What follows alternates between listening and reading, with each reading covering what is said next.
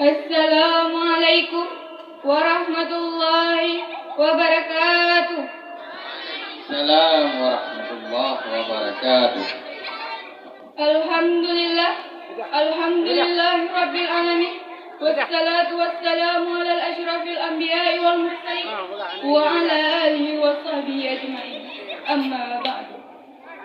Puji beserta syukur, marilah sama-sama kita panjatkan kehadiran Allah Subhanahu wa Ta'ala, yang mana oleh Allah yang telah memberi kita sehat badan, waras pikiran, sehingga kita dapat berkumpul di tempat yang berbahagia ini. Selawat bernadakan salam, marilah sama-sama kita sanjung sajikan kepangkuan alam Nabi besar Muhammad sallallahu alaihi wasallam, dan kepada al dan sahabat beliau sekalian, dan kepada tabi'in, ulama mutaqaddimin, ulama mutakhirin, dan yang muktabar keduanya. Penghormatan saya yang pertama sekali kepada Walidi selaku pimpinan Dayah Darul Ulum Jat Matahir dan Dewan Juri yang telah menilai kami dengan seadil-adilnya. Dan penghormatan saya lagi kepada seluruh Dewan Guru dan santriwan-santriwati yang telah hadir pada malam yang berbahagia ini. Untuk mempersingkatkan waktu, marilah sama-sama kita memasuki ke dalam acara pidato yang berjudul Taubat Nasuha. Hadirin sekalian yang berbahagia, agama yang mengerjakan bahwa di dalam melaksanakan segala macam pekerjaan hendaklah dilaksanakan dengan penuh hati-hati dan perhitungan. Dikatakan dalam pepatah, fitta anni salamah wa fit ja'alil nadamah. Di dalam keberhati-hatian itu ada keselamatan, dan di dalam sikap tergesa-gesa, dalam sikap terburu-buru, biasanya mengandung penyesalan. Tetapi ada 5 perkara yang harus dikerjakan buru-buru. Apa yang 5 perkara itu? Yang pertama, mengubur jenazah. Tidak baik kalau jenazah itu disembahyangkan 2 hari atau 3 hari di rumah. Dan yang lebih baik, mengubur jenazah itu adalah di tempat di mana dia meninggal.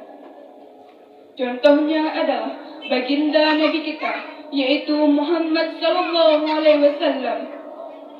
Beliau dilahirkan di Mekah dan beliau wafat di Madinah. Maka di Madinah itulah beliau dimakamkan dan bukan di kota Mekah. Karena prinsipnya agama menginginkan kemudahan dan tidak menginginkan kesukaran. Yang kedua, yang harus dikerjakan segera ialah mengawinkan anak perempuan. Apabila kita mempunyai anak perempuan sudah sampai usianya yang memasuki ambang pintu pernikahan dan dia sudah minta untuk dinikahkan, maka segeralah orang tua menikahkannya. Sebab biasanya anak perempuan di zaman sekarang ini, kalau tidak segera dinikahkan oleh orang tuanya, dikhawatirkan dia nikah sendiri. Dan itu tentu akhirnya merepotkan orang tua. Yang ketiga, yang harus dikerjakan buru-buru adalah membayar hutang.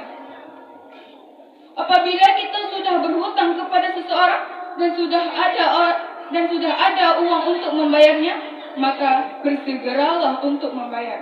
Kalau ditunda, besok atau lusa hari atau minggu depan, dikhawatirkan uangnya dipakai untuk kepentingannya dan hutang akan tetap tinggal dan hutang tidak pernah terbayar. Yang keempat, memindahkan makanan untuk orang musafir yang kebutuhannya jadi tamu di rumah kita. Dan yang kelima, yang harus dikerjakan buru-buru yaitu bertaubat apabila mengerjakan perbuatan dosa. Hadirin sekalian yang berbahagia, hal yang kelima inilah yang dibicarakan pada malam ini, yaitu taubat nasuha. Kalau dalam perjalanan hidup ini kita suka menerjang larangan-larangan Allah, melaksanakan apa-apa yang dilarang olehnya, akhirnya gagallah meninggalkan larangan-larangan itu dan kembalilah apa yang diperintahkan oleh Allah Subhanahu wa Ta'ala. Kenapa taubat ini disegerakan? Karena makhluk yang bernama manusia ini sulit melepaskan diri dari dosa. Sabda Nabi Muhammad SAW, kullu bani Adam khata'u wa khairu khata'inat tawwabun. Setiap anak Adam, yakni setiap manusia pasti ada dosa dan kesalahan.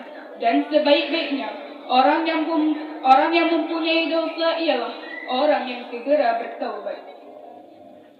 Dengan kata lain, orang yang baik sesungguhnya bukanlah orang yang tidak mempunyai salah, karena tidak ada orang yang tidak punya salah. Tetapi orang yang baik adalah orang yang apabila melakukan kesalahan dan segera sadar. Segera sadar dijadikan kesalahan itu sebagai pelajaran untuk tidak diulangi pada masa-masa yang akan datang. Inilah yang digambarkan oleh Allah Subhanahu wa taala dalam surah Al-Imran ayat 135. وَالَّذِينَ إِذَا فَعَلُوا فَاحِشَةً أَوْ ظَلَمُوا أَنفُسَهُمْ ذَكَرُوا اللَّهَ فَاسْتَغْفَرُوا لِذُنُوبِهِمْ, yang artinya, dan orang-orang yang apabila terjatuh dalam perbuatan dosa atau berbuat zalim kepada diri mereka sendiri, maka segeralah ingat kepada Allah dan memohon ampun terhadap dosa yang pernah kali mereka kerjakan. Demikianlah hanya ini yang bisa saya sampaikan. Mudah-mudahan orang yang melakukan kesalahan atau berbuat dosa akan segera bertaubat kepada Allah Subhanahu wa taala.